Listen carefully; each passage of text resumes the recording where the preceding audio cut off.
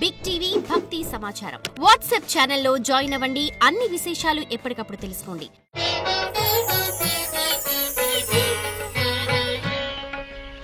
జగద్గురు వీరబ్రహ్మేంద్ర స్వాముల వారి యొక్క దివ్యమంగళ శుభాశీస్సుల చేత, స్వామివారి యొక్క అనుగ్రహప్రదమైనటువంటి ఉపాసనా బలం చేత మాకు లభించినటువంటి గవ్వ ప్రశ్న మరియు ప్రశ్నాశాస్త్రాన్ని అనుసరించి ప్రతిరోజు కార్యక్రమంలో ఒక ప్రముఖులకు సంబంధించిన అంశం, ఒక ప్రాంతానికి సంబంధించినటువంటి అంశం, జరగబోయేటువంటి ఎన్నో విషయాల్ని వాస్తవానికి దగ్గరగా మీ కృష్ణమాచార్య విశ్లేషించడం జరిగింది.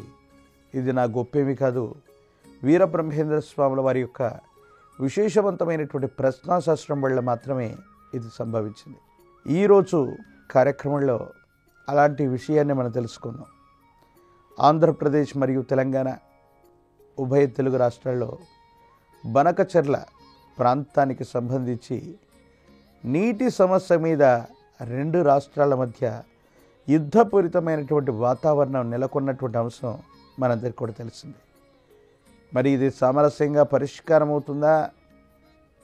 ఇప్పటికే రెండు రాష్ట్రాల మధ్య భాష అంతరము, స్థానిక అంతరము, ఎన్నో రకాలైనటువంటి పరిస్థితుల్లో విభిన్నమైనటువంటి స్థితిగతులు ఉన్నటువంటి నేపథ్యంలో ఈ పరిస్థితులు సద్దుమణుగుతాయా, ఇలాగే ఉండబోతాయి అన్నటువంటి విషయాన్ని మనం తెలుసుకునేటువంటి ప్రయత్నం చేద్దాం.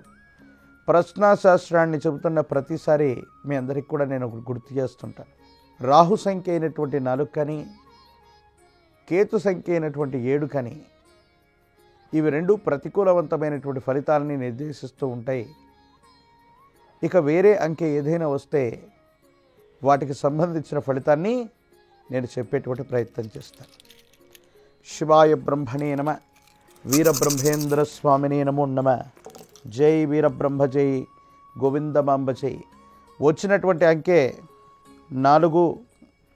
ఏదైతే మనం చెప్పామో ఉభయ తెలుగు రాష్ట్రాల మధ్య ఇద్దరు ముఖ్యమంత్రుల మధ్య యుద్ధపూరితమైనటువంటి వాతావరణం నెలకొనబోతుంది.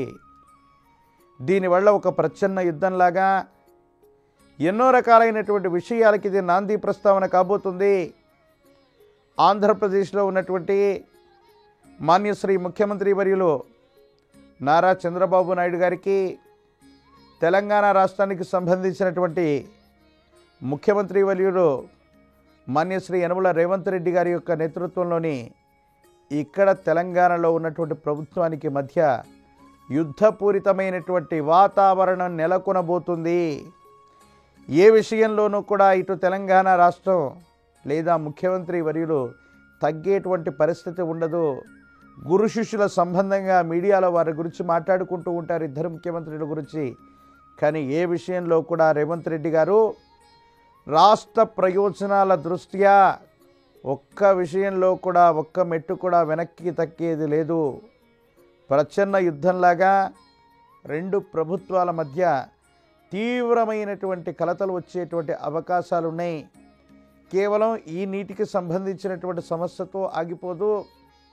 మిగతా ప్రాజెక్టులు, ఉద్యోగులకు సంబంధించినటువంటి అంశాలు, పారిశ్రామికీకరణ పనులు, పెట్టుబడులకు సంబంధించినటువంటి అంశాలు, రెండు రాష్ట్రాలకు సంబంధించినటువంటి సరిహద్దు ప్రాంతాలు, ఇలాగా ప్రతి విషయాన్ని గురించి కూడా కూలంకషంగా రెండు ప్రభుత్వాలు నిశితంగా పరిశీలించుకోవటంతో పాటు కొన్ని ముఖ్యమైనటువంటి చర్యలు తీసుకునేటువంటి అవకాశం ఉంది. అన్నదమ్ముళ్ళుగా భావన చేస్తున్న ఆంధ్రప్రదేశ్ తెలంగాణ విషయంలో ఎందుకో తెలియదు తీవ్రమైనటువంటి అభిప్రాయ భేదాలు ఈ నీటి సమస్య నుండి మొదలై సమీపమైనటువంటి భవిష్యత్తులో అవి గొప్ప యుద్ధపూరితమైనటువంటి వాతావరణాన్ని సూచించేటువంటి అవకాశం ఉంది అని ప్రశ్నాశాస్త్రాన్ని అనుసరించి చూస్తే మనకు అర్థమవుతుంది. మరో సరికొత్త విషయంలో మరో వారం కార్యక్రమంలో మళ్ళీ కలుసుకుందాం.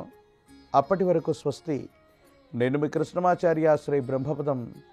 జై వీరబ్రహ్మ జై, గోవిందమాంబ జై.